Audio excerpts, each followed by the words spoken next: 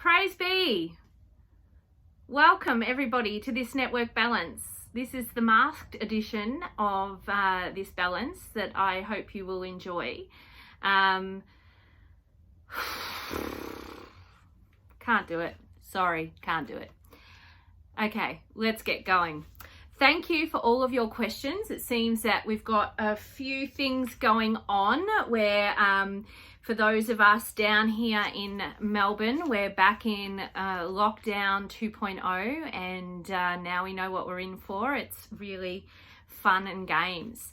So our issues, there was quite a long list and lots of things about feeling confused, feeling tired, having to make decisions or wanting to know what to do with our lives, but feeling that it's all a bit of a jumble. And I do think we've got Mercury retrograde and a number of planets in retrograde to thank for that, as well as our friend COVID. But I was really intrigued to see what came up in this balance and it kind of blew me away. So I hope you enjoy, and please enjoy my camellia tree as well, which is in bloom. Okay, our goal was I have the time to meet my needs. So I really took this to be a sign that we really need to stop making excuses for why we can't do self-care. So it's like really calling that self-talk out. When you say, I just don't have time to this, I don't have time to do that, and I'll touch on this a bit later on in the balance, but it's really like, well, when are you going to make time? When is the time? And the time is basically now. So get onto it, and this balance is going to basically help us clear through some shit to kind of get to that point. The emotions we had were contemptuous, self to others, nice one, avoiding feeling controlled, and feeling unimportant. So our first correction was an oracle message from the secret language of light, and it was about visualizing and about creating what we dream or what we desire. And so there's a little exercise there. This is what tested that you actually do need to do, and that is to really nut out or pinpoint 3 desires that you have for your life, and they can be big, small, whatever they are. And potentially these are desires that you have kind of dismissed or decided that you can't have them or that they'll never happen. So suspending that judgment and letting it go, like really just visualizing what you want and letting go of the how, and letting go of the unworthiness, the programming around why you can't have it or believe that you can't have it, and just getting to work on preparing yourself to receive those desires, or preparing yourself, I guess, to align yourself with those desires. So for example, if I had a desire for something that was going to be really joyful, then how do I just forget about worrying how to get the thing, but how do I maintain the vibration of joy that puts me in a space ready to receive the thing that I want? It sounds simple, of course, it's always harder in action, but give it a crack. So see how you go, but that was definitely the message. Secondly, we had a correction around heart perception. So we are learning to, but I guess we're getting to the point where we really want to start actually feeling this a lot more often. And that is that we're looking at ourselves first and foremost, but then we're looking at others, or we're looking at the world through the eyes of the heart. And what do we mean by the eyes of the heart, or what's a heart perception? Well, a heart perception is first and foremost compassionate. It's non-judgmental. It makes no assumptions. It has a big picture view, and it looks to the world and sees where cooperation is needed or is actually happening instead of conflict. So there's a great Alan Watts quote, and I'm probably going to bastardize it, but it was something about how where the kind of normal person sees conflict, the enlightened person sees cooperation. And so the heart, making no judgment, it sees both sides of an issue and sees how they are working together, or how they are interdependent. So it has a bigger picture view, and it looks down and it sees, okay, this is actually working with this. Down sort of more at the egoic or judgmental level, we see it as a conflict. We see this or this, so this is against. So another little quote or mantra, or bumper sticker I've used with clients is change the or to an and you get to a heart perception. So where the mind is very divisive and it's either or, the heart will be and. So it isn't, I haven't got a choice between love or peace, it's love and peace. Easy. So we had to clear a sabotage here, that I am not kind to myself. So we're obviously still, these old habits of beating ourselves up and being really mean, and that's just got to stop. So we had to tap, and we asked for the thymus, if you can move down. So thymus is just on the sternum here, which I've given you a picture to see exactly where that spot is. So we're thumping or tapping on the thymus as we say, even though I'm not kind to myself, I deeply and completely love, accept and forgive myself, 3 times with our eye rotations. So that's just to clear the little sabotage out of the system. Then I asked, what is it that we need to really bring this heart perception to? Kind of, where are we stuck? Where are we not looking out through the eyes of the heart, and why not? Or why can't we change our perception? And there were 2 things, and it was in relation to fear. So how the heart views fear. So a good example of a heart perception would be obviously a parent with a child. So if a child's in fear, the parent doesn't tell them they're ridiculous, well, hopefully not, ridiculous or silly. The eyes of the heart would see that we're just in fear. And how do we deal with fear when we're in that perception is probably very different if we're not looking at it that way. So there were 2 specific fears, the fear of sickness and the fear of manipulation. So this is, to tie it to a hot topic, and that is the masks. So I was got this out of the paper. It was a ad from Coles and Foodworks and all of these actual, oh my God, Woolworths. Oh, they've all gone. Oh, look, cooperation. Oh my God, it's already happening. A 1-page ad in the paper that said, as masks are optional, it's not compulsory to wear one in our stores in these areas. However, if you are in any doubt and you would simply feel more comfortable, please do wear a mask when you come into the store. And then it, and then this is what I found really interesting. While we welcome you wearing a mask if you choose, please don't be judgmental of others who choose not to, whether team members or customers. It is an individual decision, and we ask that you respect the choice of others. I thought, how lovely. Thanks, Coles. Bringing me to my heart perception. But I found it intriguing that you're telling me not to judge people that choose not to wear a mask. Actually, the issue I have is that I'm judging people that do wear a mask. So could you include that in the ad? As I said, hot topic, because we all have a judgment call on this. It's really fascinating. So I started to look at this. Why is it testing up? We've got fear of sickness and fear of manipulation. And it came to my attention, or became obvious, obviously, that people who are wearing masks, or I can't generalize, we don't know, but people genuinely have a fear of sickness out there, and that is fine. Through the eyes of the heart, that is a fear of sickness that is perfectly valid, and I need to respect that. If you are judging those people, then maybe you've gone to the other thing of, I'm fearful that, the government is controlling me and taking away my freedoms, and, yada yada, on it goes. And that is a fear of manipulation. So actually you can see that these 2 have a match. So the overall objective would be to get beyond that fear, to stop judging my fear is better than your fear, or not even seeing that I have a fear when I'm judging your fear, and to move beyond it. So the questions I've got for you there to really just reflect in, are you judging yourself of yourself even, or others if you're fearful of sickness? Are you judging yourself for being manipulated? Are you fearful of being manipulated? And I've asked that question there. I've got an answer, and I'm not going to tell it to you. I want you to really reflect on what the match might be.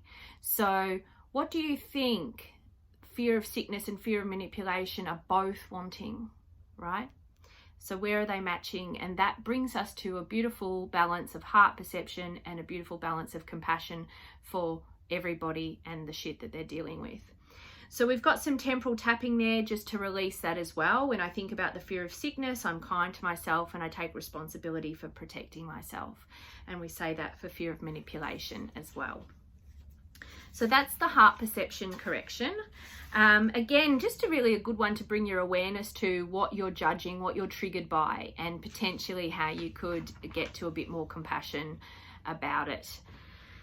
The third correction follows on from that a little bit, because it's the biggest lie, which is relating to a lie that we're telling ourselves, or really an error in our perception. So again, perception related.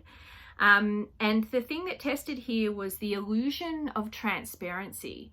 So this is a cognitive bias that humans have, where we overestimate the degree to which our internal state is understood by others, as well as our own ability to understand others' internal states. So we're making assumptions that we understand how the mask wearers are feeling on the inside, or us non-mask wearers, we're making assumptions that they can understand how we feel. And again, we're in that conflict and we're in that state of non-understanding. So the example of this illusion of transparency in operation is a public speaker who internally is feeling very, very nervous about speaking up. And they can tend to overestimate how much the audience can see that nervousness. So, for example, back in my corporate past life, I used to teach a public speaking course, and what we did in the course was actually film people speaking and replay it to give them tips and all the rest of it. And it was really interesting because prior to replaying their clip, we would ask people how were they feeling in their speaking, and they would quite often be saying, I felt really nervous, I couldn't, I was shaky, this, that, and the other. And one of the really lovely things was when we replayed that tape, people could see that actually that's not how they came across. Actually, they looked like they had their shit together. So it was quite interesting, because the other thing that obviously happens is if you think everybody's looking at you like you're a dick, then you start to overcompensate and really try not to be a dick. And the thing is, people haven't seen you being a dick to start with, right? So anyway, long story, of course. But what I found interesting about this is, are we having an empathy illusion? Because are we overestimating the degree to which people can empathize with us? And are we also overestimating the ability to which we can empathize? So we think we know how people are feeling, but let's be honest, how often are we really judging them? I might make an effort to understand that person's in fear, but at the same time, I'm carrying a resistance or judgment to them. So it's interesting that this is another opportunity for compassion, right? So let's not make assumptions. We can't really know what's going on internally for anybody else. Half the time we don't even know what's going on internally for us. So we just should drop the kind of trying to, think we know it all, basically. So there's some questions there to help you release that. And then breaking the cycle. So the way to break the transparency illusion is through bringing our awareness to the limits of our perception. So at all times, reminding ourselves that our perception can be pretty bloody faulty, and that all of us are looking always at the world through our personal perceptual filters, through our lens. Now, what we're tending to do at this time, where there's a lot of different worldviews that are seemingly in conflict, we're feeling other people's worldviews coming in on us or infringing our freedoms, and we're feeling strong reactions to these worldviews. So, what do? We actually need to see that we're looking at the world through the worldview, right? So we notice the lens. We can argue, my lens is better than your lens, my lens is more superior to your lens, my lens is truer than your lens, you know, at least I'm not scared of illness, you know, I'm scared of the, you know, reptiles, whatever. It's kind of no different, right? It's just a different lens. So you have to, one, see that it's always a lens. Then you have the freedom to choose which lens. And because the lens that you use determines how you feel, it determines your emotional state, then choose a bloody good lens, right? So I've got some examples, you know, to bring in the practicality. You might want to use these lenses, or you might want to use these lenses. It's up to you. It really doesn't matter. But choose the lens that feels good for you, and all the while know that it's a lens. So one of the practical things for doing this is obviously meditation. Sorry to bang on about it, but look, I've tested, and this is a very simple one. At least 5 minutes a day, once at least, twice if you can. Sit into a meditation or stand in a meditation, I don't care, lay down, whatever. But your objective is to drop the lens, to see separation from the filters, to actually notice that your reactions are coming from the way that you're viewing. That's it. Try to get to nothing, to buying into anything. See how you go with that and let me know. Fourth, protection ritual. So the emotion here is exasperated, self to others. So yes, this is again people giving us the shits, okay? How are we maintaining our energy levels around this? What do we need to do? So we have protection from toxic energies, we have protection from electromagnetic radiation, and okay, apologies, technical issues there. We shall pick up where we left off, which is protection ritual, and that is protecting from toxic energies, electromagnetic radiation, and magnification of problems. So 3 things here that we each need to do for our protection. The first one is going back to the whole theme of the balance about taking time for myself and my needs. So I've got some questions here. You might want to decide at the start of the week, what do I need for this week? Prioritize it. You might want to do it daily. What do I need for today? You might need to remember this question at the moment by moment. So what do I need right now?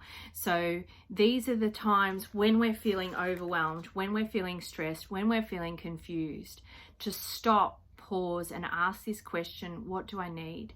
And to not let your mind give you this bullshit that you don't have time to meet that need, because the need is always met in the present when you rest into that awareness that we were just talking about.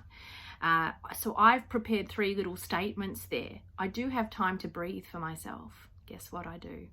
I have time to focus my awareness on my heart. Guess what I do? These are things that you can do simultaneously, right? I have time to take time out, and it could be for 5 minutes, it could be for an hour, whatever, but find the point at which it is possible, and it will be. I have the time to take time out for a minute, right? So don't let yourself get away with this child that it keeps asking for you to meet a need and you keep batting it away. Just stop batting it away, okay? Secondly, fluorite. I'm sure we've had fluorite before. I didn't go back and check my notes, but we have. And fluorite would like to be carried. So if you want one, let me know. Get in touch or get one. You can get purple fluorite, green fluorite, rainbow fluorite. I love it. Mental enhancement, clarity, improved decision making, and clearing our energy fields. It's a really good centering and comprehension one. For those with kids learning in front of their screens, fluorite is really fantastic. The affirmation I just love is my mind and my heart are awake, alert, clear, active, working in unison to make optimal choices for my life purpose. Whew, nice one.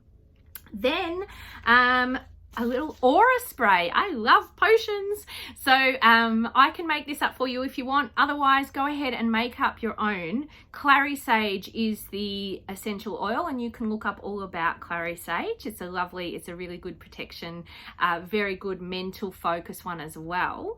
And add 5 drops to a spray bottle. So I've got a little bottle like this, but you can get an old,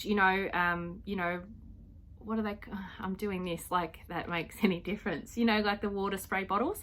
Add drops of the clary sage, 5 if it's this size. If it's a bit bigger, maybe double it. And then a teaspoon of Epsom salts. Epsom salt helps disperse the oil in the water. And again, use the measurement of that according to the bottle. I'd use about a teaspoon for something that size.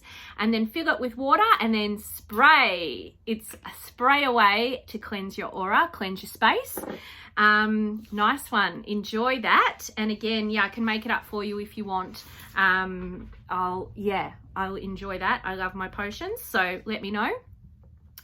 Number 5 is a natal chart understanding. So what tested was we needed to come and understand the archetype of a particular planet, and the planet is Mars. So which is the planet of the spiritual warrior.